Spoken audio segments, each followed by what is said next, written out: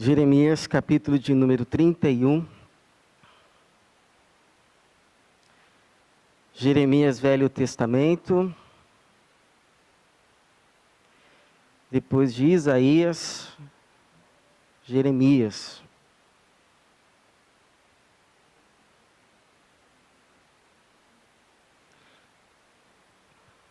A partir do verso de número 17.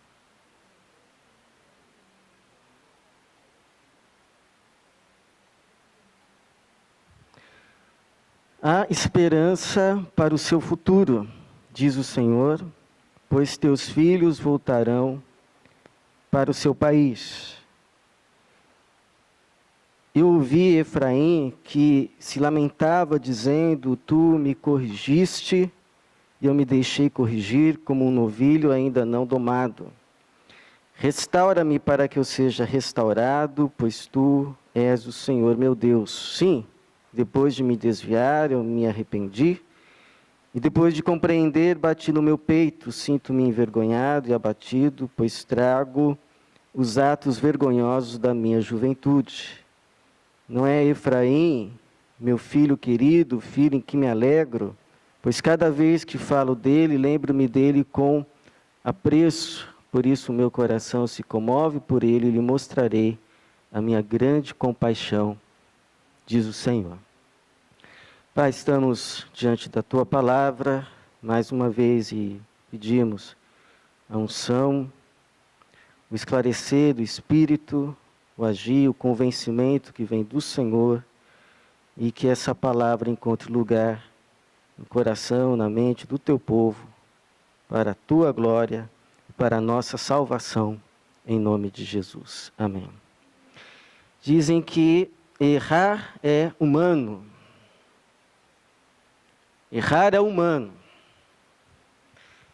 E, de fato, qual é o humano, ser humano, que não erra?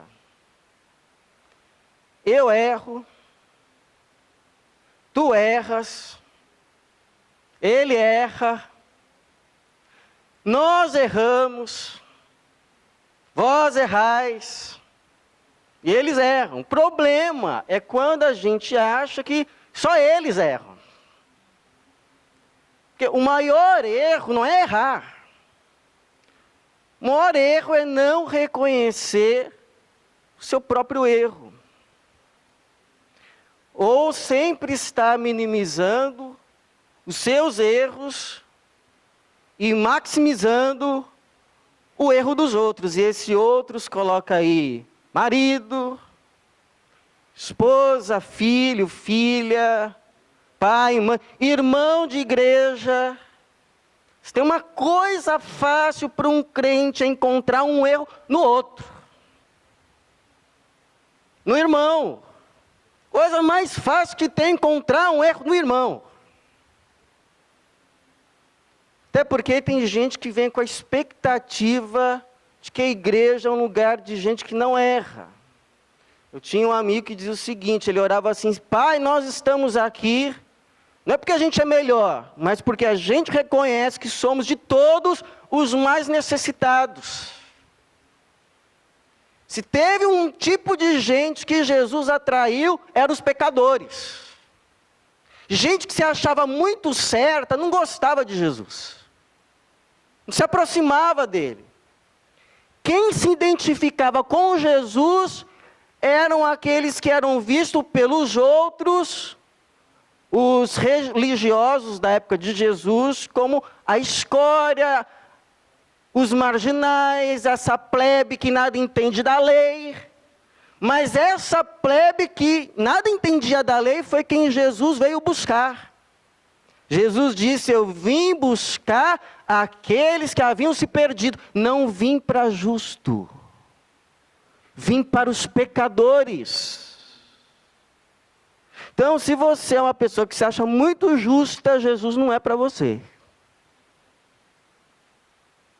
Jesus é para quem sabe, eu erro, eu sou pecador, eu não mereço, a não ser que Ele me perdoe, a não ser que Ele me salve, a não ser que Ele aplique esse sangue da cruz remidor na minha vida, eu hei de perecer. A não ser que o Espírito dEle entre na minha vida e me transforme, eu nunca vou andar à altura de agradar ou merecer qualquer coisa de Deus. Então, se você é uma pessoa que errou, sabe que errou, e precisa de perdão, Jesus é para você. Jesus é para mim. Jesus é para nós. A graça dele, a bondade dele, que nos ajuda então a andar no caminho dele. Porque também seria um erro de nos perdoar com a sua graça e não nos ensinar um caminho novo, não é mesmo?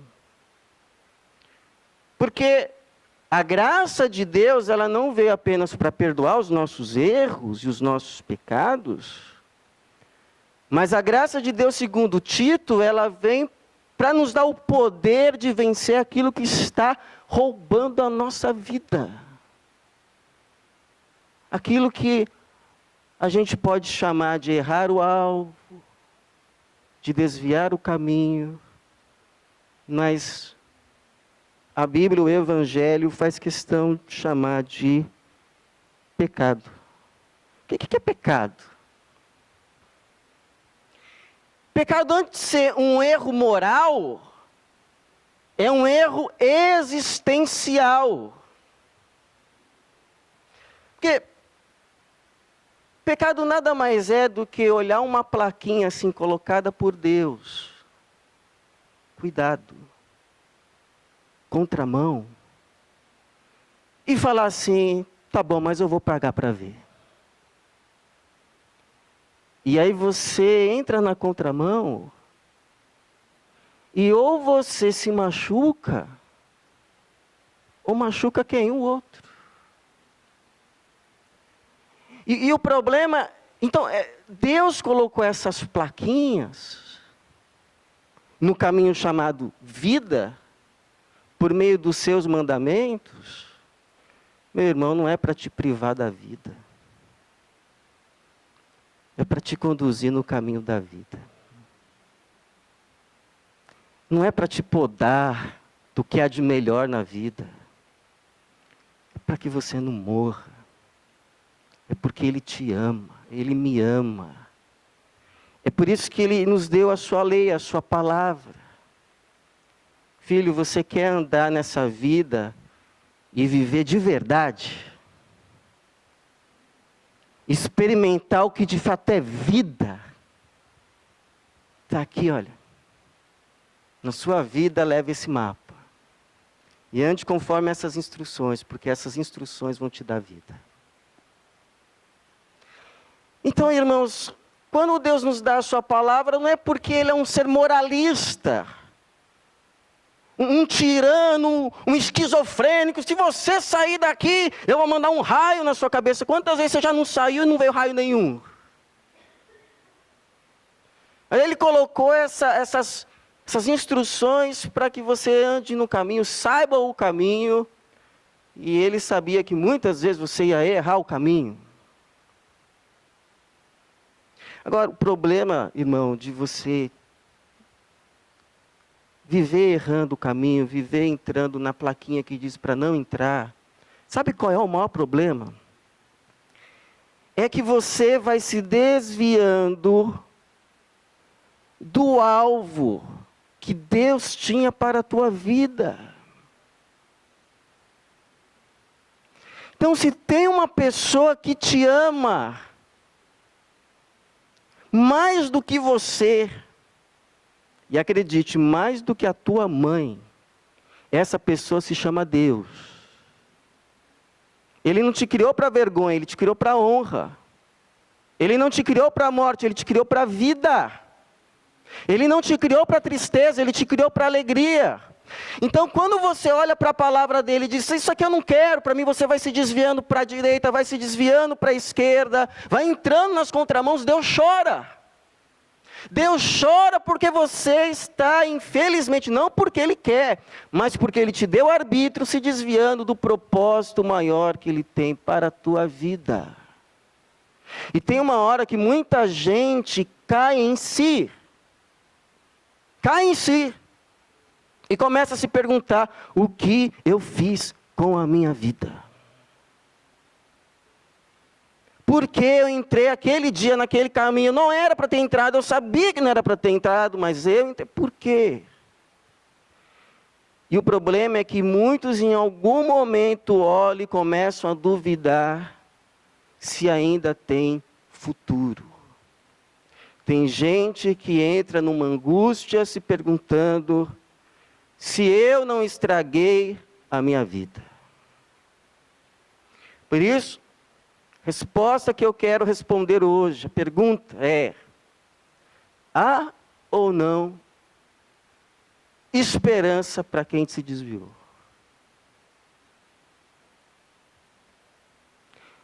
O que uma pessoa que se desviou das plaquinhas de Deus ainda pode esperar de Deus? O que a gente pode esperar?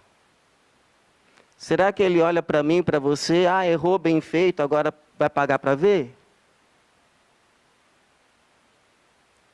O que alguém pode esperar de Deus quando sabe que errou? Que se desviou? Primeiro, Deus vai atrás de você. Essa foi uma das coisas mais lindas que eu aprendi na Bíblia. Se a gente vai para Deus, é porque Ele veio nos buscar primeiro. Se você está aqui hoje, é porque Deus te trouxe. Isso é desde o começo.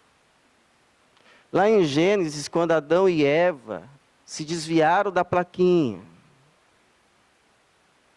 viram que estavam envergonhados. Aquilo que havia sido prometido era tudo ilusão. Eles foram atrás de Deus? Não, foram se esconder de Deus. Quem foi atrás de quem? Não foi Adão e Eva, Deus. Foi Deus atrás de Adão. Onde estás, Adão? Onde estás, João? Onde estás, Maria? Onde estás, Ana Cristina? Coloque o seu nome aí nessa frase. Onde você está? Onde você foi parar? Em que precipício o teu carro caiu? Senhor, eu não acredito.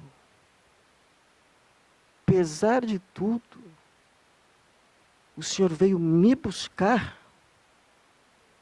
Vim. Por quê?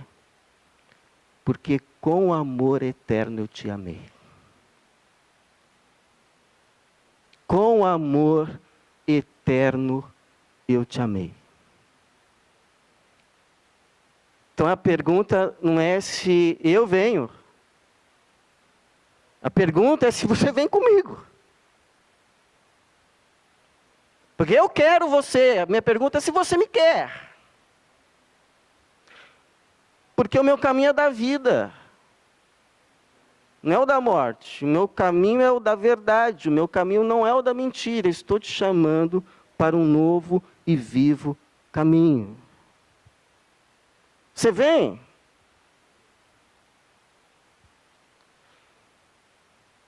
Quando uma pessoa se arrepende, Paulo vai dizer assim, lá na sua carta aos Romanos: você ignora a bondade de Deus, pois é a bondade de Deus que te leva ao arrependimento. como fez aqui com Efraim, que na verdade é Israel, povo de Deus, Israel. Verso de número 18, o Senhor diz: eu ouvi Efraim que se lamentava, dizendo: tu me corrigiste e eu me deixei corrigir, como um novilho ainda não domado. Restaura-me para que eu seja restaurado, pois tu és o Senhor meu Deus. Sim, depois de me desviar, eu me arrependi. E depois de compreender, bati no meu peito. Sinto-me envergonhado e abatido, pois trago os atos vergonhosos da minha juventude. Efraim foi alguém que se arrependeu. Porque há uma diferença entre arrependimento e remorso. Sabe qual é a diferença? Remorso é quando você assume que errou, mas não assume a culpa.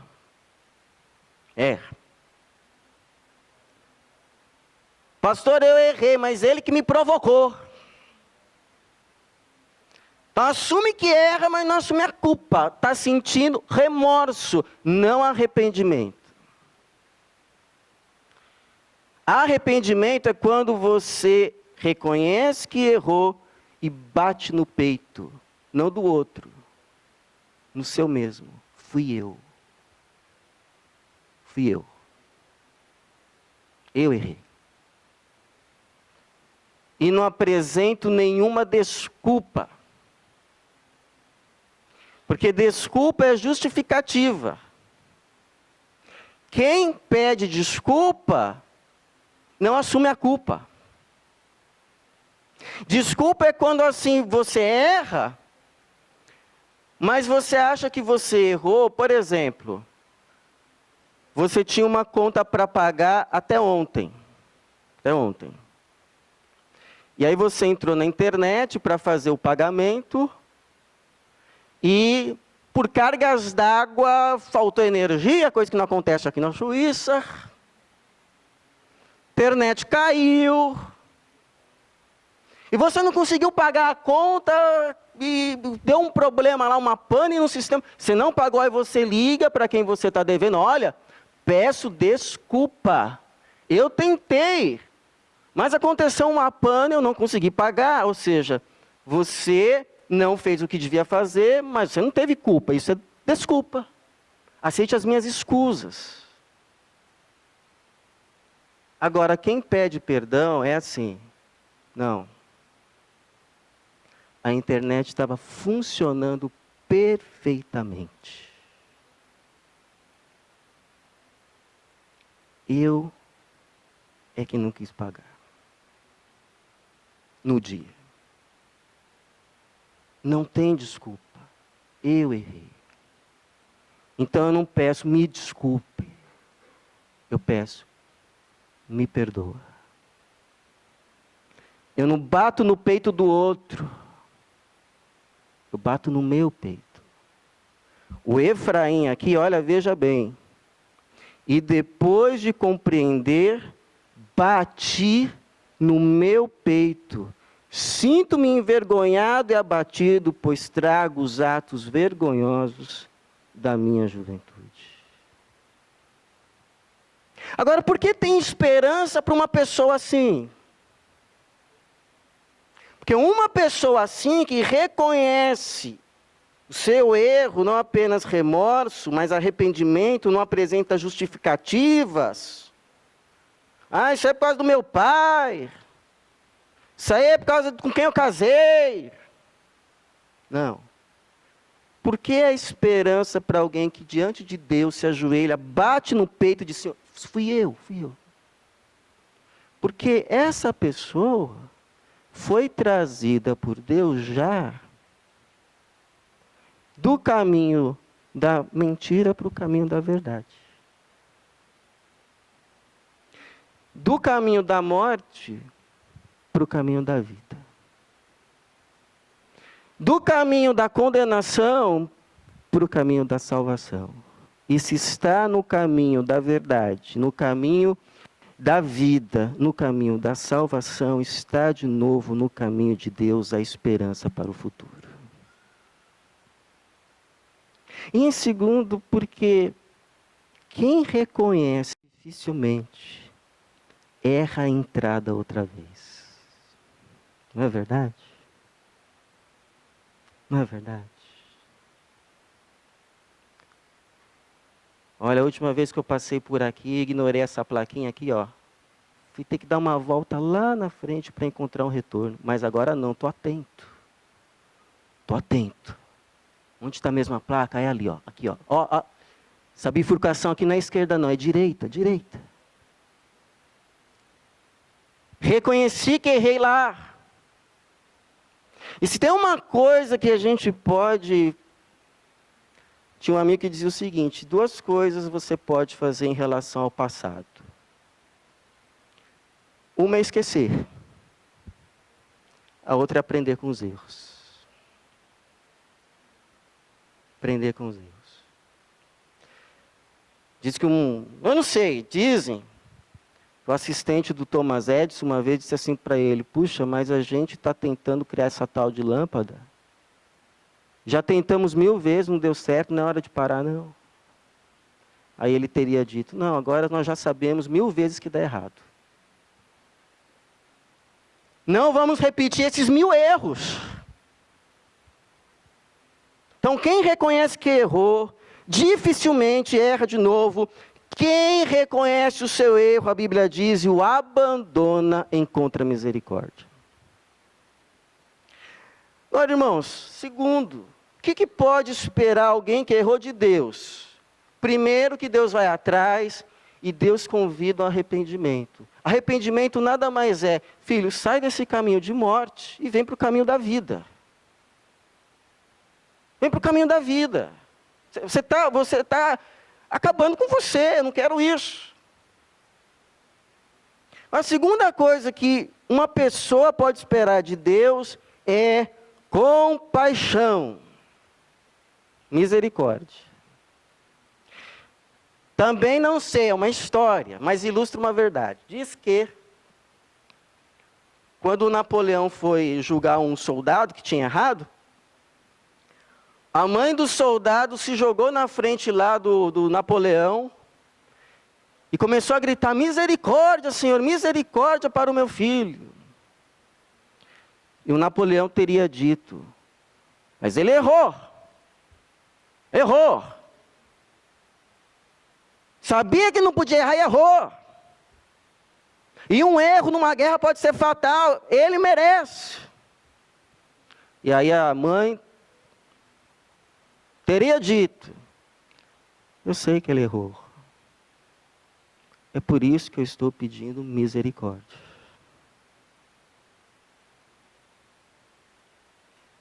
Misericórdia para quem errou. Misericórdia para quem merece punição. Misericórdia para quem não merece prêmio.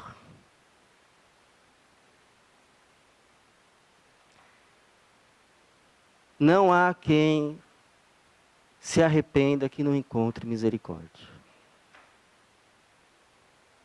O coração de Deus é cheio de misericórdia. É cheio de compaixão. É duro, é implacável para os obstinados, é verdade, eu não posso esconder isso.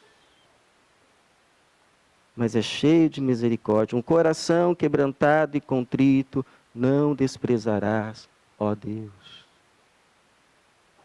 Não desprezarás, ó Deus. Então, olha, eu acho que essa é uma das passagens mais lindas da Bíblia. Olha o que Deus diz a respeito de Efraim, que nada mais é do que Israel, seu povo. Se desviou. Mas Deus buscou igual um pastor busca uma ovelha. O corrigiu, porque o ama. Ele aceitou a correção, reconheceu o erro, voltou seu coração a Deus, respondeu ao chamado de Deus. Olha o que Deus diz no verso 20: não é Efraim o meu filho querido, o filho em quem me alegro, pois cada vez que falo dele, lembro-me dele com apreço. Por isso meu coração se comove por ele, lhe mostrarei a minha grande compaixão, diz o Senhor. Não tem Deus igual esse não, irmão. Tem Deus igual esse aqui não. Tem não. Tem Deus igual ao nosso Deus, que perdoa o pecado e mostra compaixão. Não tem não. Só Deus é Deus. Louvado seja o nome do Senhor. Então o que Deus faz? Engraçado, né, que aqui está dizendo que Deus tem coração, e esse coração se quebranta por aquele que se arrepende, por aquele que responde ao seu chamado. E como que Deus demonstra essa compaixão? Primeiro, Deus restitui a sua identidade. Porque o problema de um filho que erra, sabe que errou, ele começa a pensar se de fato ele ainda continua sendo filho. Ou pelo menos se ele vai ser aceito como filho. Lembra da parábola do filho pródigo que Jesus contou? O menino lá, o pai nem tinha morrido ainda, olha que coisa, né? Chega para o pai, você está demorando muito. Me dá a minha parte na herança. Você sabe que filho só recebe herança quando o pai morre, né? Quando o filho chega lá para o pai dar minha herança, ele está dizendo assim, você está demorando muito, fazendo hora extra. Dá minha parte então, já que você não vai, dá minha parte. E o pai fala assim, você está doido, moleque? Você está mexendo com cara do quê? Não. Você quer a sua parte? Está aqui. Pode ir. Não quero ninguém obrigado comigo, não. Aí o menino vai. Só que o que o pai não conta é que o menino saiu batendo na porta, se achando dono do nariz, que sabia o que fazia com a vida. O pai abriu bem devagarinho assim, e colocou um pezinho.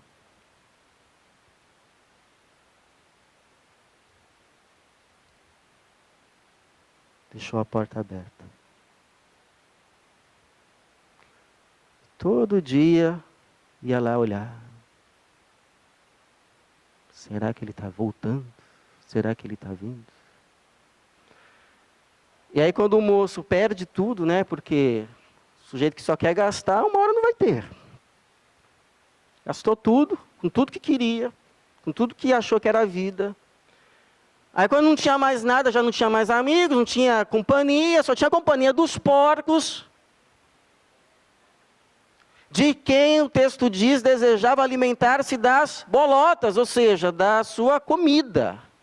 E aí ele cai em si e diz assim, o servo do meu pai come melhor do que eu, e eu aqui querendo comer comida de porco. Vou levantar-me, vou voltar ao meu pai e vou dizer a ele, aceita-me como um empregado, ou seja, me dá um emprego, porque o emprego que me arrumaram aqui não dá.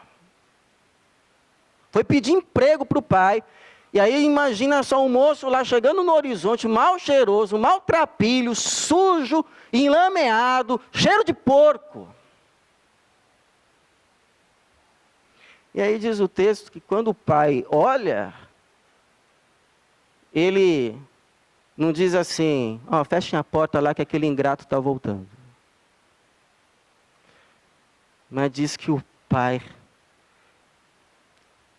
esqueceu do que era reputação, porque naquela época um idoso não deveria correr, um idoso de respeito não corria.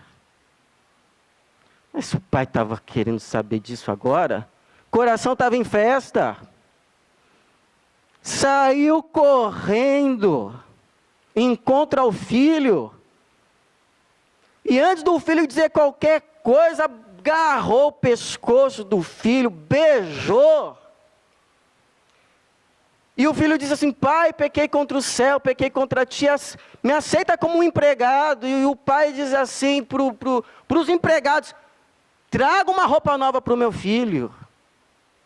Põe uma sandália no pé dele, um anel. E sandália, porque naquela época, quem andava descalço era escravo. filho não andava descalço. Coloca um calçado nele, uma sandália. E vamos fazer uma festa. Sabe aquele novilho gordo que a gente estava esperando assar num dia especial? Pois é, chegou o dia especial. Vamos assar o novilho gordo. E fizeram, começaram uma festa, e o pai dizendo, porque esse filho estava morto, mas reviveu. Então a primeira coisa que Deus faz, como Ele mostra compaixão, Ele reafirma, você ainda é meu filho. Você ainda é minha filha. Você agiu como alguém que não é filho, você agiu como alguém que não é filha, mas eu não deixei de ser pai. Você ainda é meu filho. Você é minha filha. E segundo, Ele lava. Porque quem volta, volta sujo. Quem volta, volta mal cheiroso. Mas o Senhor coloca assim, um pregador aqui, ó. E vamos lá fazer a limpeza. Vamos lavar esses pecados. Vamos colocar remédio nestas feridas. Vamos colocar curativo, vamos colocar óleo, vamos colocar band-aid. Interessante. Esses dias, né? Coloquei o meu filho para deitar. E eu havia pedido perdão para ele. Você quer saber, né? Eu não vou contar. Mas quando eu estava saindo assim, falei alto com ele, e aí eu me arrependi. Falei, filho, perdoa, papai falou muito alto. Aí quando eu dei um beijo nele, coloquei. E aí quando eu ia atravessar assim a porta, ele, 4 anos, disse assim, papai. Aí eu voltei, e ele me diz assim, você perdoa as coisas feias que eu faço? Eu falei assim para ele, filho, está tudo perdoado. Está tudo perdoado. Está tudo perdoado. Porque a alegria é maior que não ter um pai do que dizer para um filho, filho, está tudo perdoado. Tudo perdoado. Tudo perdoado. E olha, Deus te dá um novo coração, a fim de que você não apenas tenha um novo caminho, mas uma nova vida e um futuro escrito pelos dedos de Deus. Sabe, irmãos, a maior característica de alguém que anda com Deus, e a gente precisa aprender isso, para a gente não ser hipócrita, como foram muitos fariseus na época de Jesus, é saber o seguinte, a maior característica de uma pessoa que anda com Deus, de uma pessoa que faz parte do povo de Deus, não é que ela não erra, mas a maior característica é que ela se arrepende. Ela reconhece o erro, responde ao chamado de Deus para voltar. E diante de Deus diz, Senhor, ajuda-me a andar num novo caminho, com um novo coração. Como disse Davi, lava-me com isopo e ficarei mais branco do que a neve, e sustenta-me com um espírito reto. Sustenta-me com um espírito reto, para que eu possa ser agradável a Ti. E o mais bonito de tudo, é que depois desse texto de reconciliação entre Efraim e Deus, o Senhor, Deus começa a dizer assim várias vezes, versículo 27, dias virão, em que semearei a casa de Israel e a casa de Judá com homens e animais. Verso 31, dias virão, diz o Senhor, em que farei uma nova aliança com a casa de Israel e a casa de Judá. Vários dias virão, verso 38, Dias virão, diz o Senhor, em que esta cidade será reedificada para o Senhor.